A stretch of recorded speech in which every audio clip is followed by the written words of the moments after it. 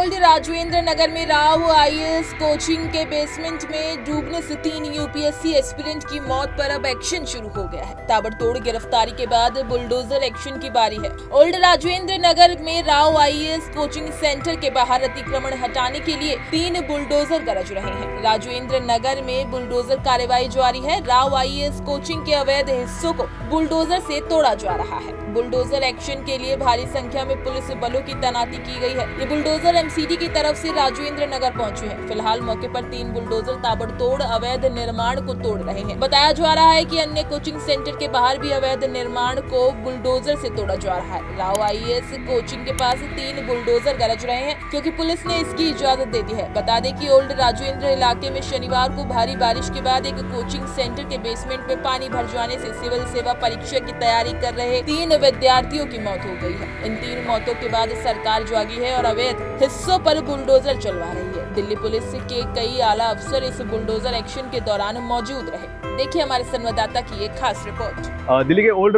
राजेंद्र नगर में बीते 2 दिन पहले हुई राउज कोचिंग सेंटर में 3 बच्चों की मौत के बाद मामला गर्मा चुका है और इसके बाद आज एमसीडी ने एक्शन लेते हुए यहाँ पे बुलडोजर कार्रवाई करी है। और तस्वीरों में भी आप देखा होगा कि जिस तरह से बुलडोजर जो आसपास के जितने भी इंस्टीट्यूट है उन इंस्टीट्यूट पर लगातार बुलडोजर जो बरस रहा है, जिसके बाद जो जिस तरह से जो इंस्टीट्यूट के बाहर जो अतिक्रमण किया हुआ है, जो नाले की ज़मीन थी उसके ऊपर उन्होंने अपना लंबे लंबे जो फर्श बना दिए गए थे उन तमाम फर्शों को तोड़ दिया है।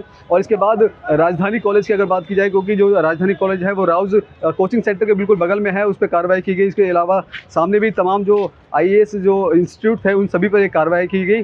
आपको बता दें इसी बीच एक जो बड़ी खबर आ रही है जिसमें जो आईएएस इंस्टीट्यूट के सबसे बड़ा जो इंस्टीट्यूट बताया जा रहा है दृष्टि, उसका जो मुखर्जी नगर में एक ब्रांच है नेहरू विहार में, जहां पर उसको आज सील कर दिया गया। और जो जानकारी सामने आ रही है उसमें ये बताया जा रहा है कि ये एक बेसमेंट था मॉल का और जिसमें ये इंस्टीट्यूट चल रहा था, जिसमें 250 से 300 बच्चे आते थे। और इस बात की जानकारी वो एमसीडी को नहीं थी। जब इस बात की जानकारी इसको मिली तो एमसीडी ने दृष्टि आईएएस के उस बेसमेंट को बंद कर दिया है। फिलहाल उस पर कार्रवाई की जा रही है। साथ ही साथ जो जिस वक्त ये उसको सील किया गया था तो इतना अफरा तफरी में हुआ कि जहाँ के जो काम करने वाले जो दृष्टि आईएएस में जो काम करने वाले जो लोग थे वो उस दौरान सामान भी नहीं निकाल पाए।